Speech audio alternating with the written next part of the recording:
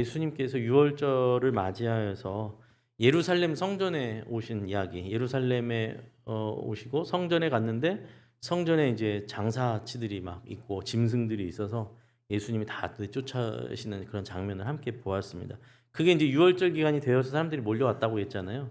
오늘 읽었던 이 짧은 본문, 오늘은 본문이 굉장히 내용이 짧은데 오늘 본문은 그 유월절 기간이 이제 지나간 이야기입니다. 이제 거기 이어지는 내용이죠. 그래서 23절 말씀 한번 볼까요? 23절 말씀 보니까 함께 읽어볼까요? 시작. 유월절에 예수께서 예루살렘에 계시니 많은 사람이 그의 행하시는 표적을 보고 그의 이름을 믿었으나. 네, 유월절 기간이 되었습니다. 이제 유월절은요, 저희가 뭐 예를 들면 그 설이나 추석 명절처럼 그 하루가 딱 끝나는 게 아니라 한 주간을 이제 그 주간이 다 이제 유월절 기간으로 쓰는 거예요. 그래서 한 명절 기간이 이제 되는 거죠. 그래서 이제 한 주간의 유월절 기간을 보내는데 오늘 말씀 보니까 그 기간 동안에 예루살렘에서 예수님께서 많은 표적을 행하신 것 같아요. 네, 많은 표적을 행하셨고 그 표적을 보고 사람들이 예수님을 많이 믿게 된 것 같아요. 오늘 기록이 그렇게 되어 있죠. 그 사람들이 예수님의 표적을 보고 예수님을 믿게 되었다라고 했습니다. 표적에 대해서 제가 지난번에 설명을 드렸는데 표적은 그 표적 자체가 어떤 의미가 있는 게 아니라 표적 자체가 이제 어떤 실체를 드러내는 어떤 표지판과 같은 역할이라고 말씀드렸죠.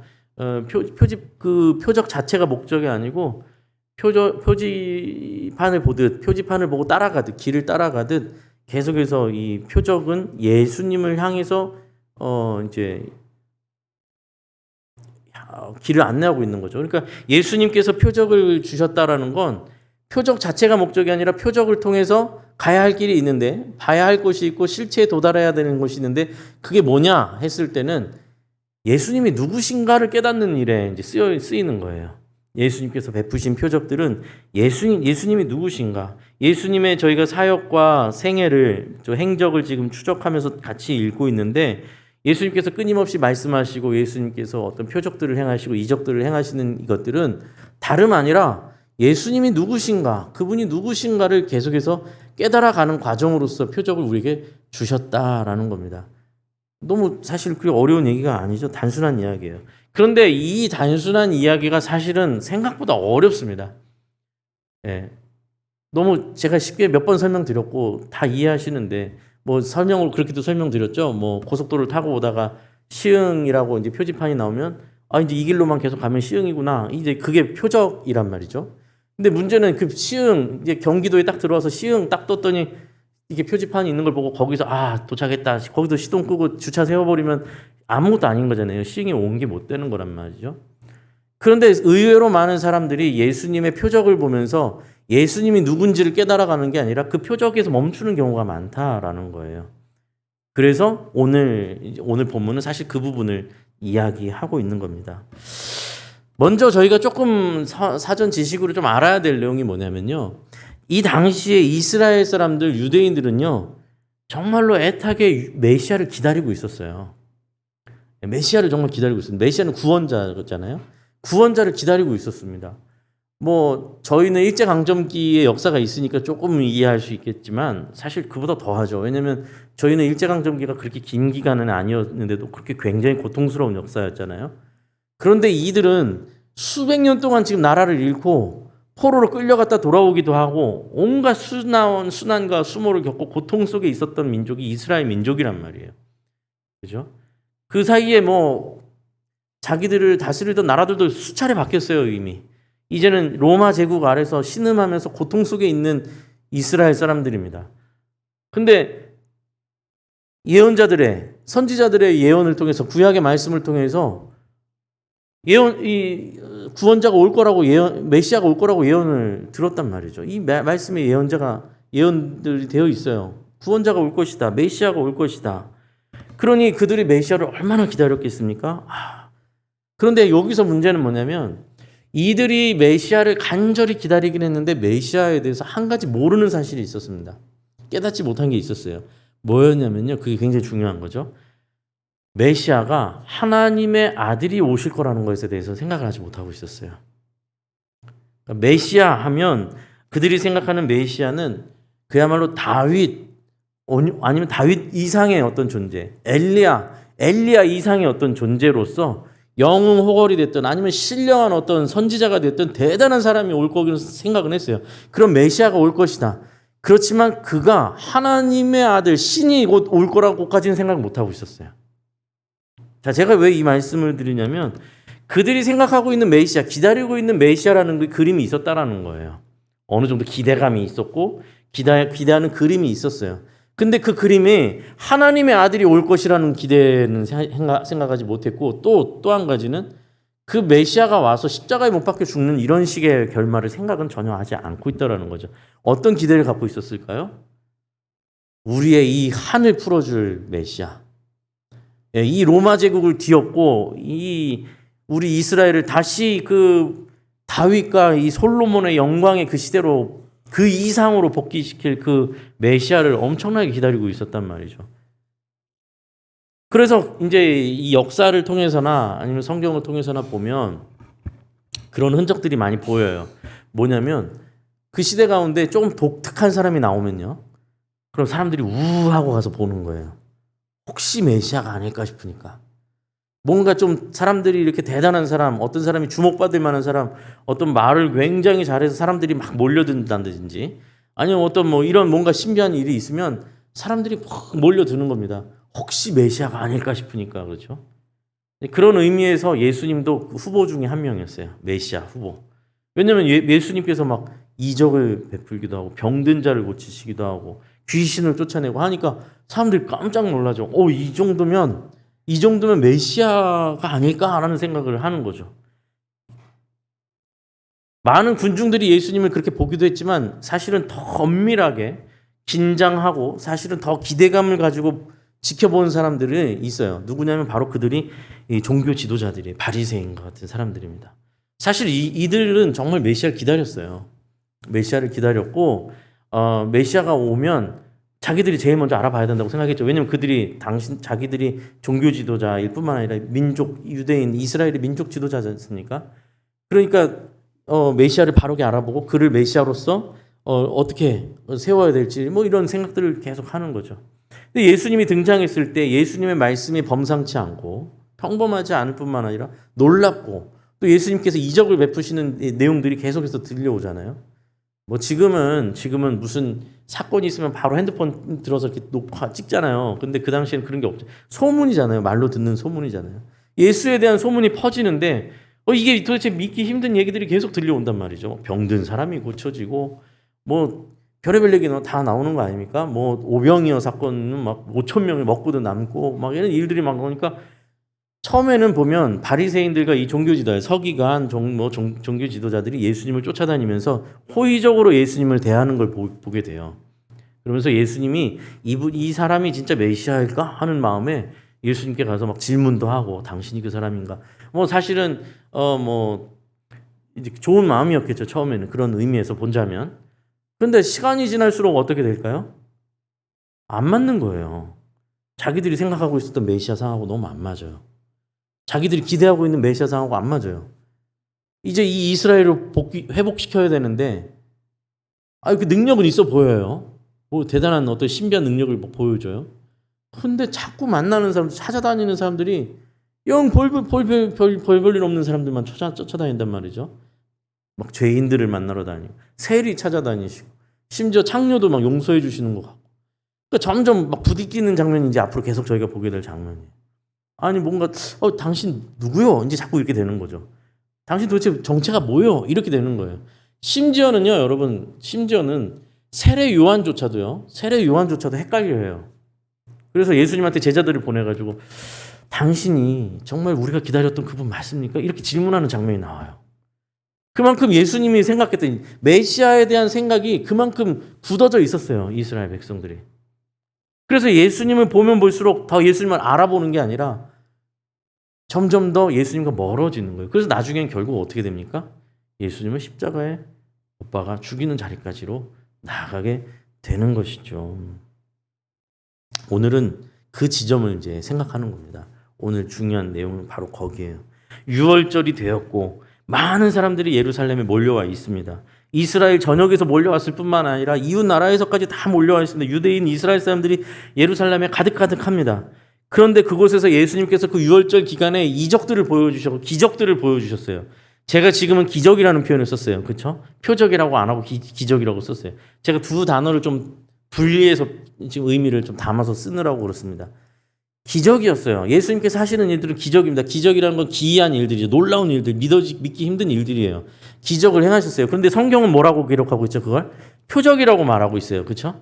제가 계속 말씀드렸잖아요. 표적은 단순히 표적이 목적이 아니라 표적을 통해서 본질과 실체가 드러나는 게 표적이란 말이죠. 성경은 예수님께서 하신 일들을 표적이라고 표현하고 있어요. 그죠? 그런데 예수님께서는 실제로 이제 기적을 많이 베푸셨죠. 그것을 보고 사람들이 예수님을 믿고 나왔다라는 겁니다. 정말 그 많은 표적들을 보고 예수님께 나왔어요. 그런데 여기까지 뭔가 분위기가 좋잖아요.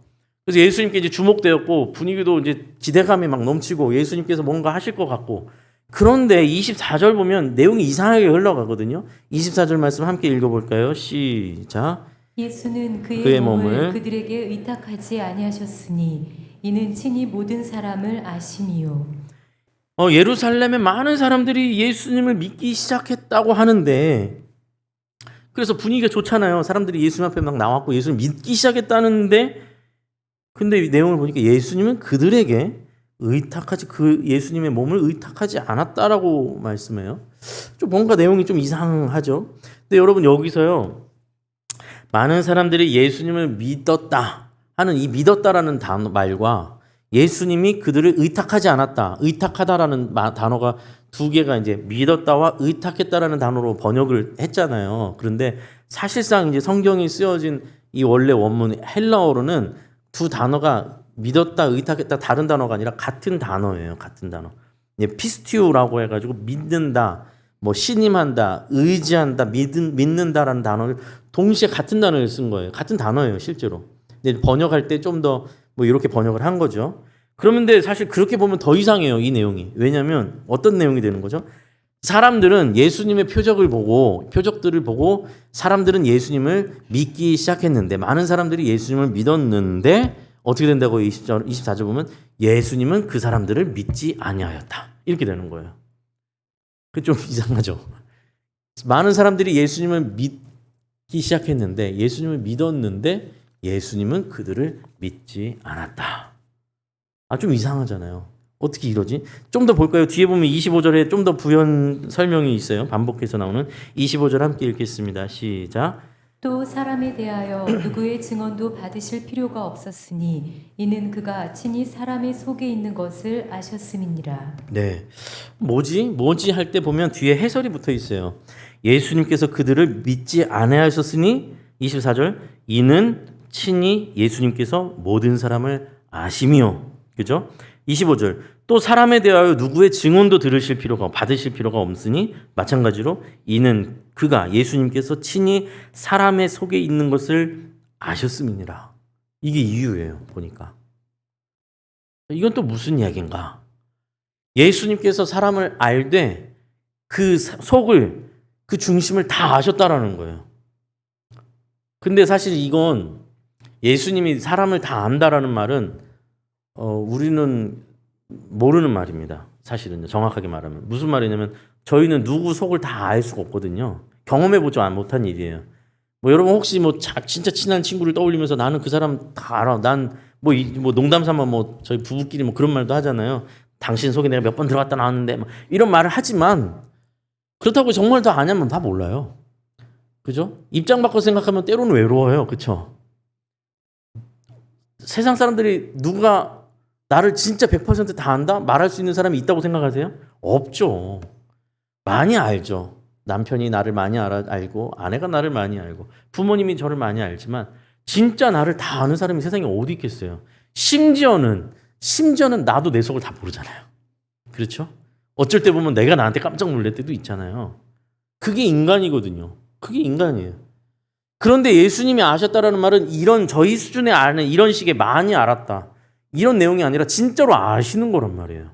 진짜 우리 속을 다 아신다라는 거예요. 그 사람 속을 다 안다라는 거예요. 그 사람의 본질과 그 사람의 생각과 그 사람의 마음의 중심을 완전히 다 들여다보고 계시고 다 아신다라는 거예요.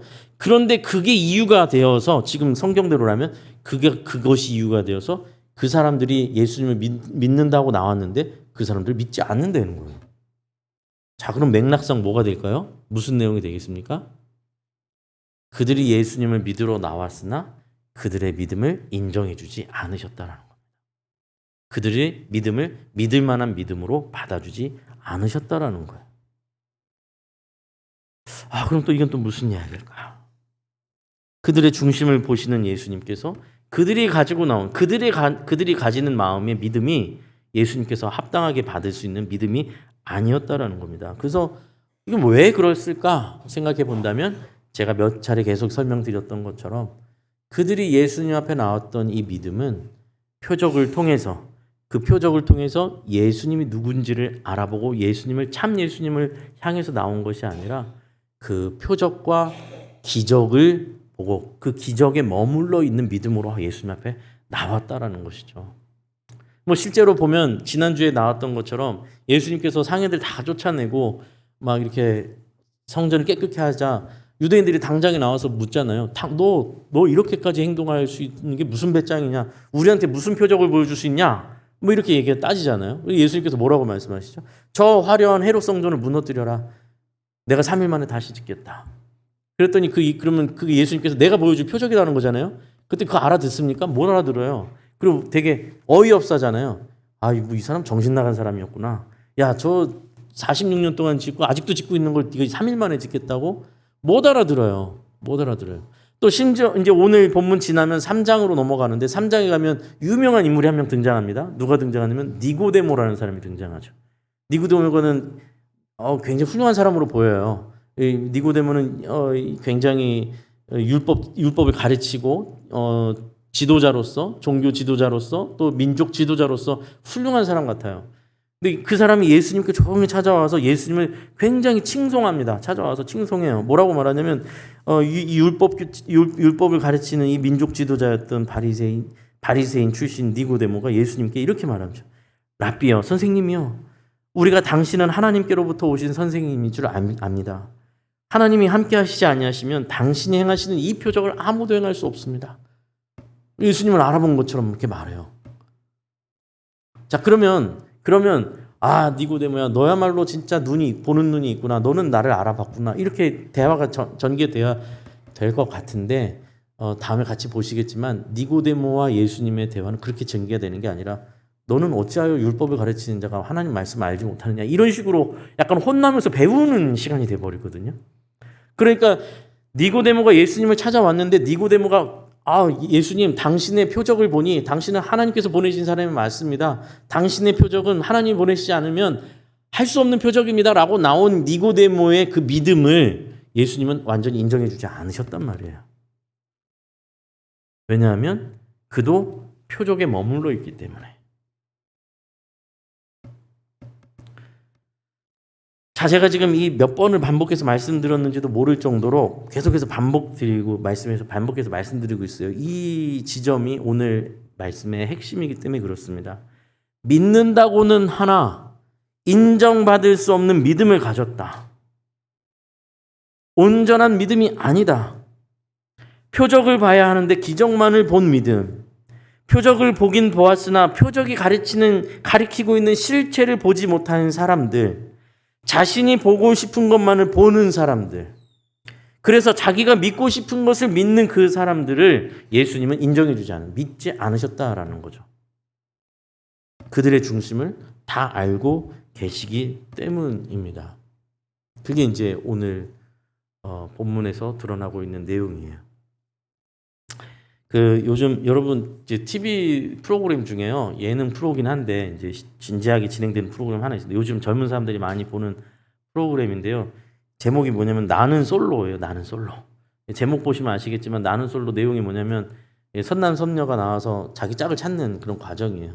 몇 주 보니까 저는 많이는 안 봐, 몇 번 못 봐가지고 내용을 다는 모르겠는데 하여튼 이렇게 몇 명씩 이렇게 선정해가지고 여가 이렇게 나와가지고 결혼 정년기에 남녀들이 나와서 거기서 이제 짝을 찾는 과정이 합숙하면서 여러 가지 프로그램을 통해서 서로를 이제 막 알아가고 막 이런 시간들이에요 보니까. 근데 이제 얼마 전에 최근 그 이제 뭐 기수가 있어요. 보니까 이번에 이제 15기인 것 같아요. 그 남녀가 15기가 이제 모여가지고 합숙하면서 이제 막 하는데 초반에 이제 첫 시간인 건지 모르겠는데 하여튼 초반에 자기 소개를 하는 시간이 있을 거 아니에요. 그러니까 이제 앞에 이제 여성분들이 쭉 앉아 있고 남성분들이 한 명씩 나와서 저는 어떤 사람입니다. 이제 소개하는 시간이 있더라고요. 어떻게 하다 그 내용을 봤어요. 제가 별로 안 좋아하는 프로그램이긴 한데 봤어요. 근데 이제 봤더니 그 어떤 남자가 이렇게 나와서 자기를 소개하는데 그야말로 이제 세상 기준으로 봤을 때 뭐 최고의 신랑감이죠. 왜냐면 이제 30대 젊은 사람인데 벌써 10여 년 동안 우리나라의 최고의 그 S전자 기업에서 전문직으로 일을 막 하고 있었던 똑똑한 사람이고 돈도 많이 버는 사람이에요, 보니까. 그리고 뿐만 아니라 공수부대 출신이에요. 그러니까 막 운동도 잘할 거 아니에요. 그러니까 막 벌써 반응이 좋죠. 다들 막 그래서 막 그러면 박수 쳐줘요. 자, 근데 이제 그다음부터가 문제입니다. 자기소개를 이어가는데 그 다음에 거기까지 분위기 되게 좋았거든요. 근데 그 다음 이야기 그리고 자기는 모태신앙 기독교인입니다. 이 얘기를 하는 거예요. 저는 모태신앙 기독교인이고 교회 선생님이에요. 교사입니다. 선생님. 그리고 내가 교회 선생님이 된 이후에 벌써 오랫동안 교사 선생님을 하고 있는데 이 아이들한테 본이 되지 않는다라는 딱 마음이 들어서 술을 딱 끊었다는 거예요. 그래서 나는 지금 술을 마시지 않습니다. 뭐 이런 얘기를 막 해요. 자기소개를 할 때. 그리고 자기가 이제 여성들이 이제 좀 짝을 찾으러 왔잖아요. 자기가 이성을 보는데 우선순위, 우선순위는 그 사람 이제 신앙생활을 같이 할 수 있는 사람을 찾습니다. 뭐 이런 얘기들을 막 그 앞에서 해요. 방금 전까지 막 박수치고 분위기 좋았거든요. 분위기 어떻게 됐을 것 같아요? 네, 썰렁해졌습니다. 썰렁해졌어요. 그리고 거기 있는 여성들이 다 이렇게 선택 안 해요. 그다음부터. 아니 되게 보니까 인성도 좋고 실제로 그 합숙 기간 동안 사람들 다 이렇게 진짜 섬기려고 애쓰고요. 사람들도 다 인간적으로 좋아하는 어떤 그런 모습들을 보여요. 본인이 이제 사실은 뭐 그런 상황이 돼서 되게 그런데도 웃으면서 계속 사람들은 계속 막 약간은 어떻게 보면 이제 뼈가 있는 공격적인 질문들을 해요. 뭐 혹시 여자친구가 가지 말래도 갈 거예요? 뭐 이런 거 있잖아요. 여자친구가 아픈데도 갈 거예요? 예배 갈 거예요? 막 이런 식으로. 근데 막 이 젊은 남자 청년이 어떻게 해보겠어 막 지혜롭게 막 그걸 다 받아서 막 넘기면서 그래도 나는 이 신앙생활을 제일 중요시합니다. 이런 걸 계속 이야기합니다. 근데 사실은 이제 방송 프로를 보면서 되게 안쓰러워요. 상황이 안쓰럽게 진행됩니다. 그런 장면 아까 말씀드렸던 장면 이렇게 나는 이제 여기서 꼭 짝을 만나게 된다면 같이 신앙생활 하고 싶습니다. 강요는 하지 않겠지만 신앙생활 꼭 같이 하고 싶습니다. 하니까 벌써 MC 그 사회 보는 MC부터가 그럼 땡 이러고 있어요. 네. 그리고 사람들 반응도 다 아우 부담스럽고 아우 싫어 이런 반응. 지금까지 되게 좋은 반응이었는데 보는 사람이 더 민망하고 다른 내용은 뭐 다 차치하더라도 제가요 이런 생각이 들더라고요. 기독교인에 대한 반응이 너무 이렇게 선명하게 보이니까 제가 만약에 미혼 총각이었다면 저는 참 감사하죠. 벌써 결혼하고 아이들을 낳아서. 제가 만약 미혼 총각으로서 그 프로를 보고 봤다면 결코 기독교인으로서요. 웃음이 나오지 않더라고요. 얼마나 씁쓸하고 위축될까 싶은 생각이 드는 거예요. 아니 저렇게 저런 사람도 저렇게 이렇게 인기가 있을 만한 사람도 단지 기독교인으로서의 정체성을 드러낸 것만으로 저렇게 썰렁한 반응으로 사람들이 대하니 이게 참 여러분 죄송한데 이런 시대가 돼버렸어요. 이게 현실이에요.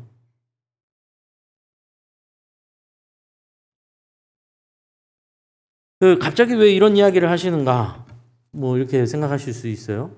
여러분 냉정하게 말해서 지금 기독교의 이미지가 추락하기가 어디까지 추락했냐면 이 지점까지 추락한 거예요. 예. 정말 사람들 딱 고개 절레절레 흔드는 거예요. 교회 얘기거든. 근데 여러분 여기서 좀 부분 지어야 될 게 있습니다. 여기서 저희가 착각하면 안 되는 게 있어요. 이렇게 된 것이 복음 때문이냐? 만약에 복음 때문이라고 하면 저는 여러분께 강력하게 말씀드릴 수 있습니다. 복음 때문에 이렇게 된 것이라면 여러분, 우리 감당해야 될 일입니다. 계속 이렇게 갑시다. 저는 이렇게 말할 것 같아요. 오히려 더 목소리 크게 높여서 말할 겁니다. 여러분 낭망하지 마시고 실망하지 마시고 하나님께서 함께 하실 겁니다. 우리 계속 갑시다. 복음은 원래 거부당하는 게 당연한 거거든요. 내 자신을 죽여야 하고 예수 그리스도 안에 새 생명을 얻어야 한다. 우리의 욕망과 생각들이 죄를 향해 완전히 거꾸러져 있음을 인정하고 이 죄로 기울어진 나를 살릴 수 있는 유일한 방법은 예수 그리스도의 십자가 앞에 죽을 수밖에 없습니다. 여러분 죽어야 합니다. 그것으로 죽어야 합니다. 고백하십시오. 이게 복음의 시작이거든요. 그러니 누가 이걸 기뻐하겠습니까? 만약에 우리가 기독교인으로서 세상에 불편한 자가 되어서 아까 그런 상황 속에서 사람들이 기독교인 힘들겠네요. 만약에 그런 거라면 우리는 마땅히 그것을 겪어야 하는 겁니다. 그런데 제가 지금 이 이야기를 들고 아까 그 예를 든 것은 그런 식의 우리의 복음의 본질 때문에 겪는 고난이 아니기 때문에 드리는 말씀이에요. 다 아시잖아요. 그런 분위기가 아닙니다. 지금 이 상황은.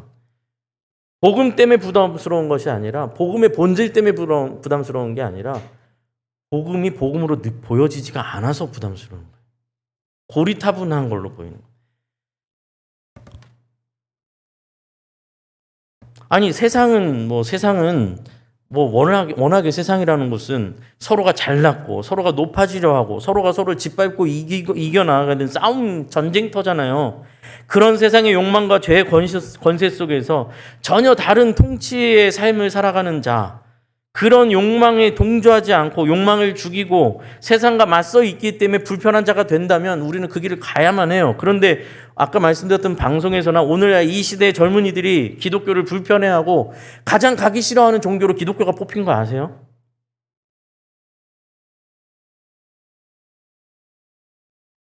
한국에서 없어져야 된다면, 만약에 그 종교를 없애야 된다면 어느 종교가 제일 먼저 없어져야 되니까라고 설문조사를 했는데 기독교가 1위로 뽑혔어요. 이게 복음의 본질 때문에 불편해서가 아니라는 게 문제인 거죠. 상식이 통하지 않는 기독교, 이기적인 기독교, 남을 배려할 줄 모르는 기독교, 세상과 별 다를 것 없는 삶을 살다가 그렇게 똑같이 우리랑 똑같이 살고 있으면서 주일날 거룩한 척 가서 회개하고 와서는 자기는 구원받았다고 말하고 있는 가증스러운 기독교를 더 이상 사람들은 인정해 주지 않는 거예요. 그런 데를 같이 가자고? 너나 가라 이렇게 되는 거예요. 저는 저희 이제 아버지가 어려서부터 이제 작은 자영업자 일을 하셨어요. 가게가 있었고 저는 어려서부터 이제 어머니도 같이 일을 도우셨기 때문에 초등학교 끝나고 그 가게 가서 있는 시간들이 많았어요. 어렸을 때. 그럼 아침부터 저녁까지 손님들이 5만 종류의 손님들이 왔다 갔다 하죠. 정말 별의별 사람들을 다 보면 어린 나이에도 다 그렇게 보잖아요. 보는데 제가 분명하게 기억하고 있는 건 제가 어렸던 시절만 해도요. 이제 저희도 이제 부모님이 이제 신앙을 가지셨으니까 가게 사무실에 보면 이렇게 성구가 붙어 있을 거 아니에요. 교회 달력도 있고. 그러면 이제 왔던 손님들 중에는 아이고 교회 다니시네요. 그러면 예, 저 집사입니다. 이렇게 얘기하고 이런 대화가 있을 거 아니에요. 그럼 제가 어렸을 때 명확하게 기억에 남는 건 아이고 좋은 분이시네. 이런 분위기였어요. 아이고 믿을 만한 분이시네. 이런 거였어요. 기독교인이다. 교회 다닌다. 집사다. 이러면 아유 그럼 그 사람 좀 믿을 만한 사람이네. 이런 이미지가 좀 있었어요. 근데 지금은 여러분 그렇게 하면 더 안 믿어요. 교회 다닌다고 하면 더 안 믿습니다. 그게 현실이에요.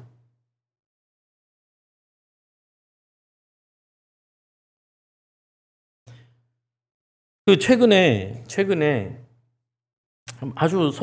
저는 참 이번 주가 너무 힘들었던 게 이번 주는 뉴스를 보기가 너무너무 힘들었는데 또 정말 괴로운 뉴스들만 계속 사건들이 발생했죠. 오송 지하차도에서 14명이나 되는 많은 안타까운 희생이 있었어요. 저희가 비가 이렇게 많이 오고 폭우로 인해서 재난이죠. 재난이어서 너무 그것만으로도 안타까운데 시간이 지나면서 뉴스를 통해서 계속 보게 되는 게 이게 단순 재난만으로 말하기 어려운 정황들이 자꾸 드러나니까 사람들이 다 이제 분노하기 시작하죠.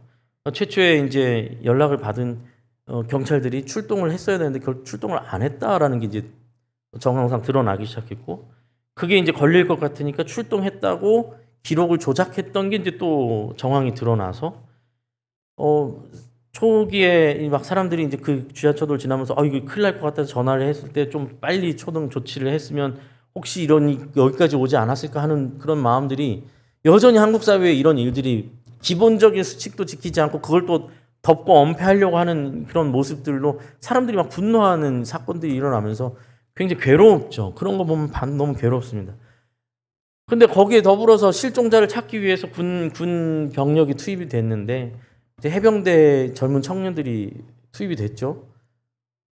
그런데 그 급물살 속에 조사를 하러 들어가는데 구명조끼 하나를 입히지 않고 돌려보내서, 그 정말 20대 초반의 젊은 청년이 정말 아름다운 청년을 잃고 마는 건 아닙니까? 그 부모님이 정말 인터뷰하면서 오열하고 기절하는 장면 보면서 정말 너무너무 마음이 아프잖아요. 막 죄송스러운 마음이 들 정도죠. 초등학교에선 학생이 선생님을 구타해서 뭐 엄청 그게 온몸이 다치고 입원하고 선생님이 인터뷰하는 걸 보았는데 막 오열하면서 다시 내가 아이들을 만날 자신이 없다고 막 고통스러워하는 장면을 보면서 아찔하다. 어떻게 이런 세상이 됐는가. 또 다른 초등학교에선 20대 초반에 이 초임으로 가서 이제 정말 아이들을 어떻게 정말 선생님으로서 자부심을 가지고 시작했던 그 학교에서 지금까지 알려지고 있는 내용으로는 학부모들의 어떤 괴롭힘을 견디다 못해 학교에서 스스로 생명을 끊는 사건이 발생했지 않습니까? 이게 있을 수 있는 일인가 싶은 일들이 계속 일어납니다. 그래서 뉴스를 찾아보니 지난 6년 동안 학생과 학부모가 교사를 폭행했던 사건이 1249건이나 된대요. 네. 폭언 정도가 아니라 폭행이 1250건에 달하는 거죠. 그 드러난 것만 그런 것이니 그냥 묻고 지나가는 것까지 합치면 또 얼마나 많겠어요? 여러분, 저희가 좀 생각을 해야 됩니다. 세상이 아무리 이렇게 뭔가 건물도 좋아지고 차도 좋아지고 옷도 저희가 점점 더 좋아지죠. 예전에 비하면 뭐 엄청나게 고상해지고 있죠. 저희는요. 문화도 발달하고 또 뭐 많죠. 뭐 평등을 외치고 인권을 외치는 세상이 점점 더 이렇게 뭔가 더 좋아지는 것 같이 보이는 척하지만 세상은 여전히 이렇게 끔찍한 곳입니다. 고통이 오늘 저희가 살고 있는 이 순간에도 고통의 사건들로 가득 차고 있는 것이 세상 아닙니까? 이틀 전에는 관악구 신림역 사람 얼마나 많아요? 관악구 신림역이면. 거기서 그 많은 사람들이 있는 지역에서 우리가 흔히 말하는 묻지마 칼부림 사건이 또 일어났죠. 그래서 33살밖에 안 된 젊은 남자가 나는 뭐 열심히 살아도 행복한 순간이 오지 않는다. 내 인생은 비관하면서 나 혼자 이렇게 불행할 수 없다 그러면서 칼을 들고 나와서 그냥 길거리 지나가는 사람들을 칼을 휘둘렀어요. 3명이 다치고 중상을 입기도 하고 20대 젊은 남자 청년이 20대 초반이던데 보니까 험하게 그 자리에서 칼에 맞아 죽고 맙니다. 아니 이 사람은 경찰이 출동하자 뭐 반항하고 도망가지도 않아요. 걸터 앉아서 그냥 순순히 잡힙니다. 너 도대체 왜 이런 짓을 벌여? 그랬더니 한다는 말이 세상이 무엇 같아서 나는 다 포기한다. 나만 이렇게 돼가니 난 너무 억울하다. 한 명이라도 더 같이 고통받았으면 좋겠다.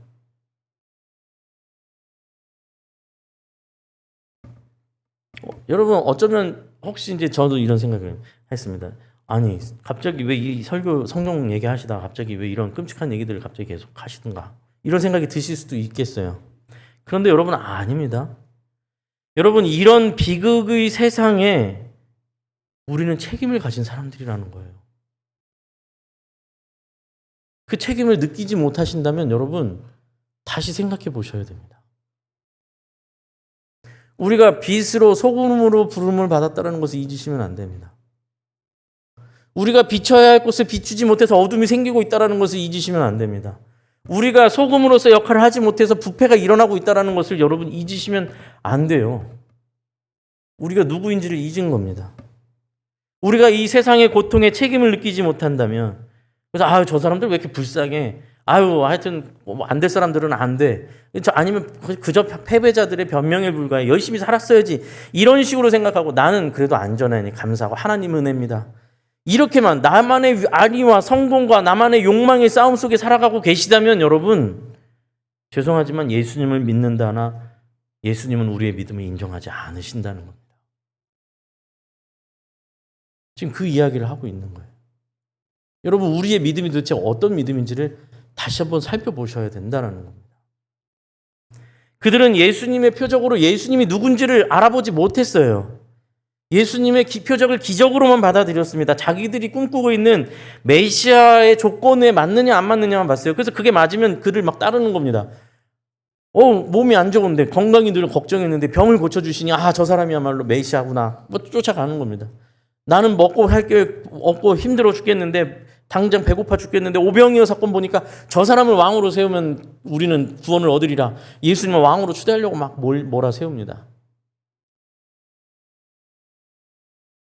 그렇게 예수님을 소비하는 거죠. 내가 내 필요에 맞춰서. 근데 거기에 안 맞으니까 가차없이 밀어버리고 가차없이 십자가에 매달아 죽이게 되는 거죠. 오늘날도 아까 말씀드렸던 것처럼 한국 사회에서 교회는, 기독교는 굉장히 긍정적인, 늘 긍정적이었어요. 제가 되게 옛날 얘기지만 저는 이제 신학대학을 갔단 말이에요. 대학 자체를 신학대학교 신학과를 갔어요. 20살 될 때. 그 당시에 이제 신문 기사를 이렇게 막 찾다가 어떤 설문조사를 봤는데 너무 행복한 적이 있었습니다. 뭐였냐면요. 이제 그 당시에도 사실은 좀 오래된 이제 자료긴 했는데 이화 여대생들의 설문조사를 본 거예요.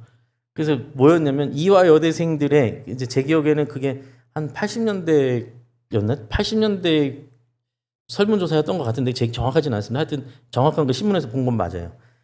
설문조사에 이화 여대생들을 대상으로 미래 자기 남편감으로 삼고 싶은 우선 직종을 했더니 1위가 목사가 나온 거예요.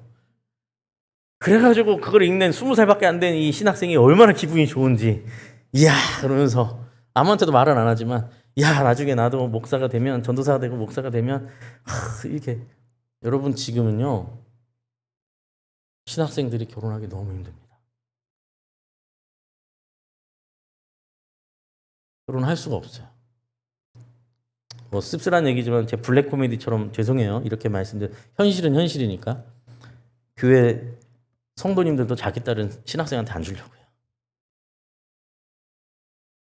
청년들, 제가 작년에 자매들 이렇게 앉아서 얘기하다가 자매들하고 이렇게 저희 청년들, 교회 청년들하고 얘기하다가 너무 좋은 친구들이잖아요. 얼마나 또 믿음 있고 좋아요.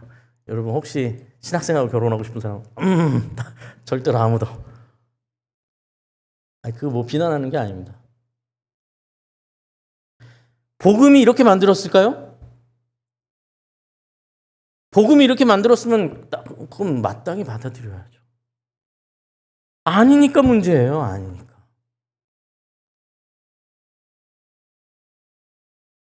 복음이 이렇게 만든 게 아니라 예수 그리스도의 말씀이, 예수 그리스도의 삶이 그걸 따랐는데 이렇게 됐느냐? 우리가 한국 교회가 우리가 그게 아니라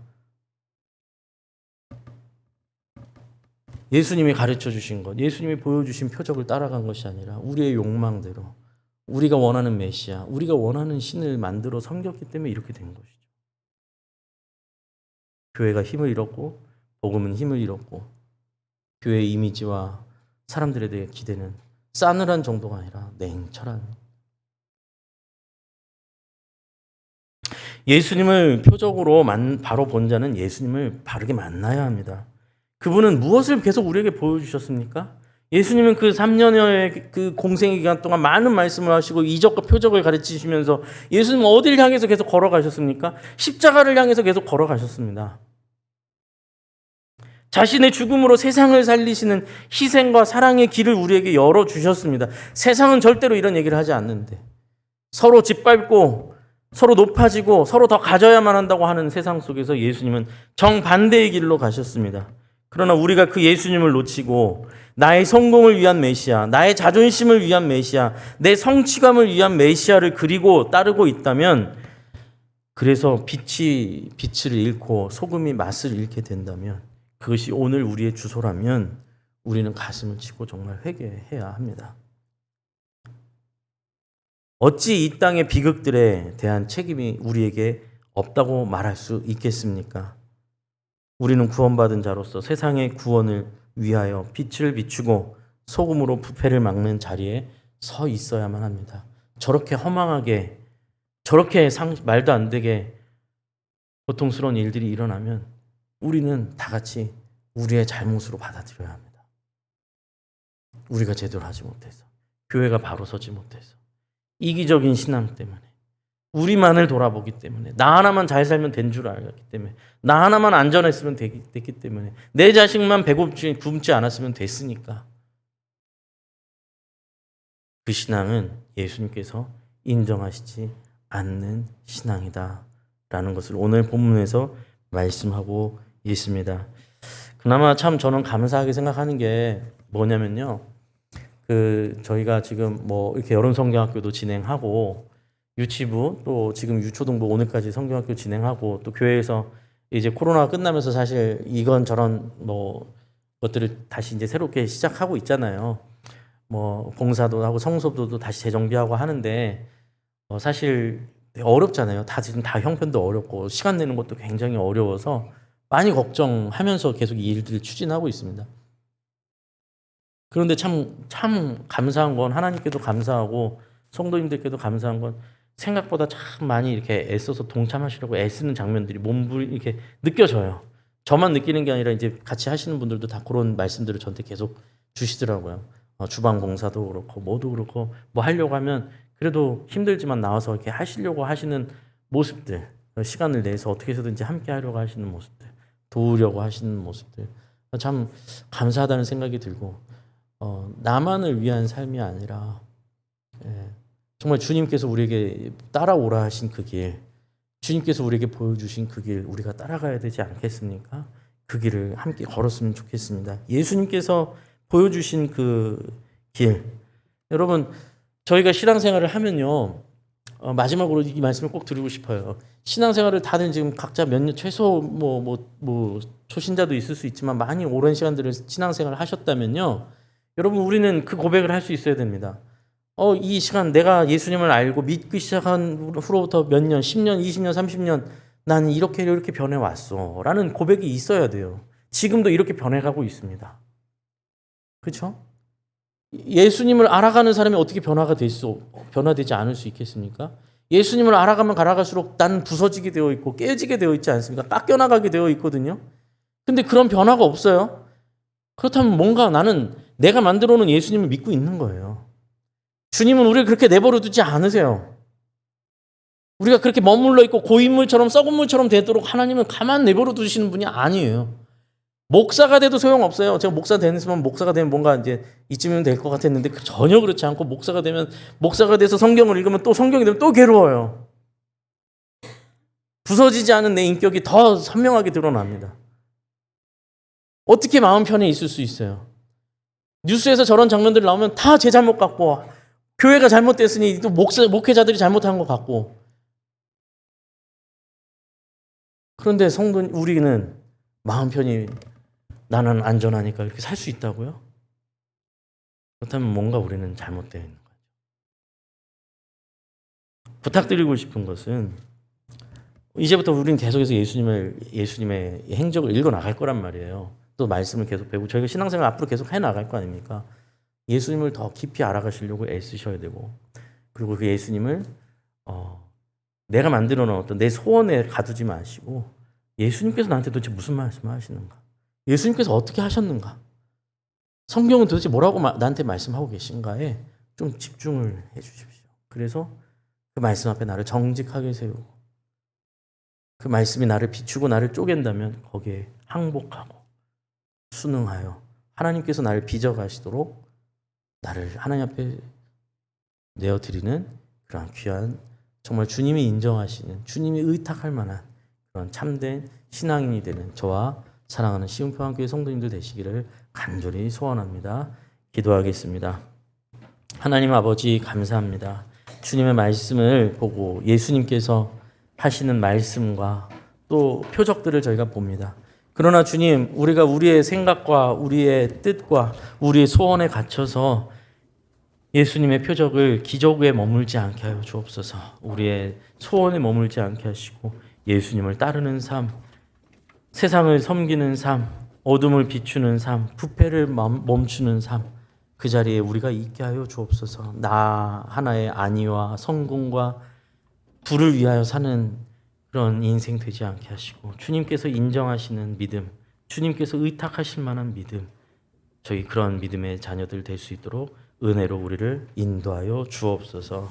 이제는 우리 주 예수 그리스도의 은혜와 하나님의 측량할 수 없이 크신 그 사랑과 성령님의 보호하시고 인도하시고 교통하심이 이 자리에 나와 주의 말씀 앞에 엎드려 순종하며 주님 내 생각을 깨뜨려 주시고 내 마음을 깨뜨려 주시고 주님을 알게 하여 주옵소서. 고백하는 여기 있는 모든 하나님의 백성들 자녀들 머리 위에 삶의 터전 위에 이제부터 영원까지 함께 하여 주시기를 간절히 축원하옵나이다. 아멘.